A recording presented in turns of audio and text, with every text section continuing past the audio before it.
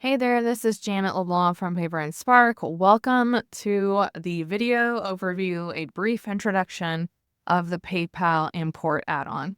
This import add-on is for sale at paperandspark.com, and hopefully you are using this because you also already have a Paper and Spark seller spreadsheet. All of my import add-ons are made to be used alongside an existing Paper and Spark seller spreadsheet. That's meant to be your main bookkeeping home. This is a separate file for you to quickly and easily bring in your PayPal sales, any refunds you issue via PayPal, your PayPal fees. If you buy shipping labels via PayPal, those will get imported in as well.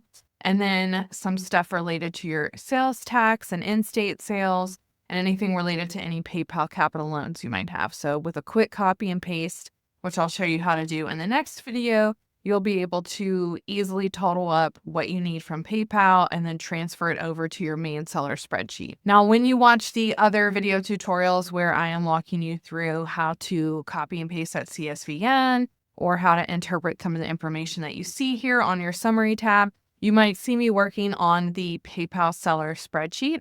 It looks a little bit different. It has those expense tabs at the bottom. It has more stuff on the monthly summary tab. But don't be alarmed, the import steps and the instructions in those videos works exactly the same for the PayPal import add-on as well. The video will just look a little bit different. I do want to note that unlike your seller spreadsheet, the import add-ons don't have any dated formulas in them. You don't need to change the year at the top like you do on the seller spreadsheets.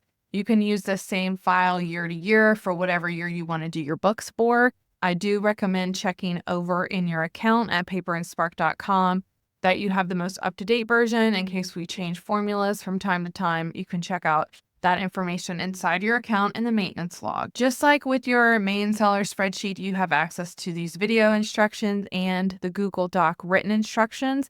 I do recommend that if you're new to Paper and Spark spreadsheets, you watch the videos for your main seller spreadsheet first, get the hang of using that one, and then head back over here to understand how to use this import add-on.